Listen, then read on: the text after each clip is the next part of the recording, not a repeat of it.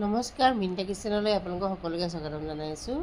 আৰু এয়া বনাইছোঁ আজি মই ছাগলী মাংস। পিঁয়াজ দিলোঁ, লগতে তেজপাত দিলোঁ, তাৰপাছত দিলোঁ এই আদা নহৰু লগতে কেঁচা জলকীয়া দিয়া হৈছে। জলকীয়াখিনি যিহেতু পকা আছিলে সেইটো কাৰণে ৰঙা ৰঙা দেখা গৈছে। আৰু আদা নহৰুখিনি দিয়াৰ পাছত এয়া জিৰা, ধনিয়া আৰু শুকান জলকীয়া একেলগত পিচি লৈছিলোঁ, সেইখিনি দি দিলোঁ। এটা এনেই চুটি ভিডিঅ' বনাইছোঁ আৰু আগতে মই এনেকুৱা ৰেচিপি বহুত দিয়া হৈ আছে বাৰু মোৰ চেনেলত। তথাপিতো বোলো এটা শ্বৰ্ট ভিডিঅ' বনাওঁ বুলি বনালোঁ। মছলাখিনি কিন্তু ভালদৰে ভাজিব। মছলাখিনি ভালদৰে ভাজিলেহে মাংসখিনি সোৱাদ হয়। ছাগলী মাংসখিনি দি দিলোঁ আৰু এইখিনি ভালদৰে মিলাই লৈ হালধি নিমখ দি ধুনীয়াকৈ মিডিয়াম জুইত ভাজি থাকিম।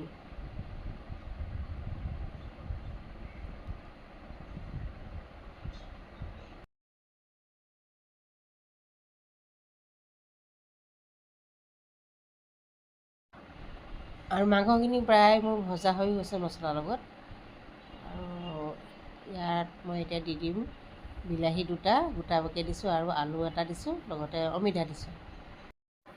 আৰু বিলাহী যে গোটাকৈ দিছিলোঁ, মই বিলাহীটো অকণমান সিজাৰ পাছত বাকলিটো এই ধৰণে এৰাই দিছোঁ। আৰু ইটো বিলাহীও ঠিক তেনেদৰে মই বাকলিটো এৰাই দিম। তেতিয়া কি হয়, মাংসৰ লগত একদম বিলাহীটো মিলি যায়। আৰু তেতিয়া বিলাহী দিছে নেকি আপোনালোকে গমেই নাপাব, ইমান ধুনীয়া লাগে, মিলি যায় মানে, কালাৰটো ধুনীয়া হয়।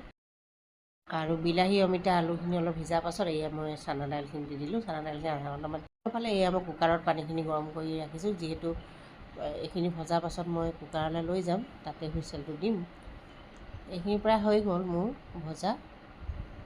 আৰু মই এই ধৰণে খিচিমিচিকৈ ছাগলী মাংস বনাই খাওঁ দেই। আপোনালোকে খাই নাখাই জনাবচোন। আৰু মাংসখিনি মই কুকাৰত দি দিলোঁ। দিয়াৰ পাছত এতিয়া ঢাকনিখন মাৰি দিম। তাৰপাছত হুইচেল দিলে হৈ গ'ল আৰু। মোৰ হুইচেল দিয়া হৈ গ'ল। ঢাকনটো উৰাৰ লগে লগে গোটেই ধোৱা ধোৱা হৈ গৈছে কেমেৰাটো। ধুনীয়া হৈছে, চাওক ৰংটো ধুনীয়া হৈছে আৰু খাবলৈ খুব সোৱাদ হয়। এই ধৰণে অমিতা চানা দাইল দিলে আপোনালোকে কেতিয়াবা যদি এনেকৈ নাই খোৱা, খাই চাব পাৰিব। আৰু মই হুইচেল দিয়াৰ পাছত আকৌ এই ধৰণে গেছত অকণমান এই ধৰণে খোলাকৈ অকণমান ৰাখি দিওঁ। এই ধৰণে অকণমান উতলি থাকিলে ভাল লাগে। হুইচেলটো দিয়াৰ পাছত এই ধৰণে অকণমান খোলাকৈ এনেকৈ সিজাই থাকিব লাগে। এতিয়া মোৰ হৈ গ'ল আৰু শেষৰ ফাইনেল কালাৰটো হৈছে কেনেকুৱা পালে ভিডিঅ'টো?